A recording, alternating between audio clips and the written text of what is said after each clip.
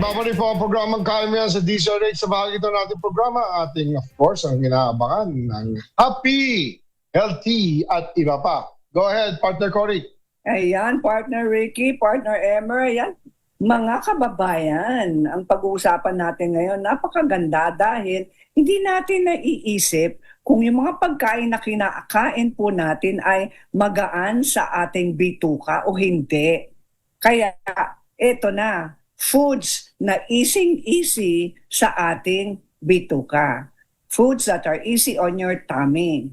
Bakit? Ito yung mga pagkain na magaan sa tiyan, na ibig sabihin low in fiber, low in fat, at low in fermentable carbohydrates. At nadadigest kaagad o natutunaw kaagad sa ating bituka at hindi gumagawa siya ng byproduct na gas. Diba? Sabi nila may mga pagkain na musical food. Kapag kinain mo yan, marami kang gas. Tapos paglabas sa iyo ay musical, marami kang musika. Tulad ng kamote.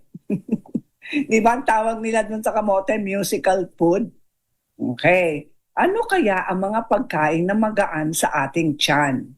Number 1, pinakapaborito po natin ang arroz caldo, diba? Comfort food yan. Ito, isa sa mga gentle carbohydrates are white rice, plain oatmeal, at sourdough bread. Magaan sa tiyan. Ito pa yung magaan sa tiyan, yung pinakuluan o boiled at mashed potatoes na walang balat. We do not keep the skin of the potato. Tapos, saging na hinog, magaan sa Walang tiyan. balat. Mm-hmm. Tapos, apples, Yun. mansanas. Pag yung mansanas, kapag gagawin nating applesauce, yun lang ay ang nilagang mansanas, dudurugin lang yan, magdadagdag lang ng konting tubig, yan na ang applesauce. Napakaganda sa ating bituka yan. Number 2, sa mga protina, ang skinless chicken. So kung kakain po tayo ng manok, tanggalin ang balat. Naku, sarap pa naman, no? Eh, Chicken skin. no? Yan ang bagong chicharon, di ba? Tapos, Yan ang sinasawsaw sa sinamak. yan. Tapos pwedeng kumain din ng isda. Fish is very light on the stomach. At saka turkey. Maniwala po kayo, turkey. Ito pa. Kung Bakit nga ba turkey, partner? Why is turkey more... chicken and turkey, di ba? Magpinsan yan.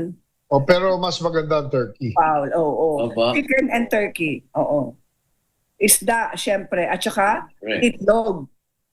Pinakamagaling na protina para sa ating katawan. Better scramble or boiled. Maganda yan. Tapos yung taho, yung tofu. Taho! Tapos, Greek yogurt kasi mataas yan sa probiotics. Pero hinay-hinay lang kung lactose intolerant po kayo.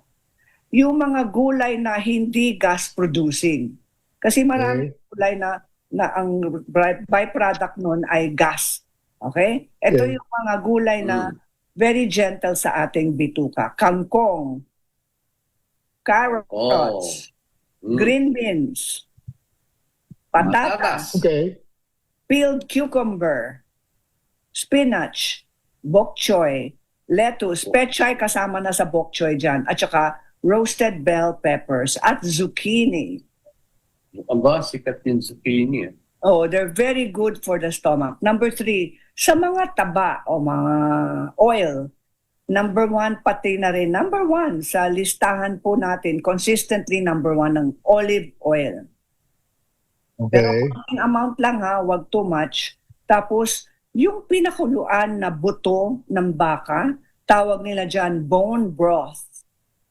Okay. Oo, hindi lang ang bulalo ha, yung buto lang. Bulalo. Naisip mo na sasabihin namin ni Wala na. Bulalo. Kaya nga, umakit kami doon sa taas ng Tagaytay. Sa labat. Walang asukal ha. Sa labat, peppermint, fennel tea. Napaka-calming po yan sa ating bituka. Okay, good. Tapos meron kayong gas pains, uminom lang kayo ng tsaa, ng Okay. salabat, peppermint or fennel. Tanggal ang gas pains. Ito, ano ang mga gas-producing products? Ito na ha.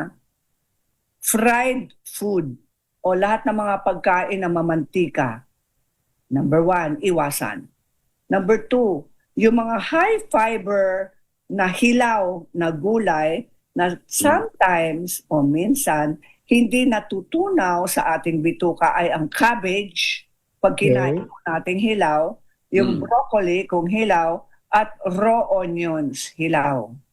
Dahil pa naman ang pangulit. Tapos, yung gas-producing din, pero mataas sa protina din ito ay beans and lentils at whole grains.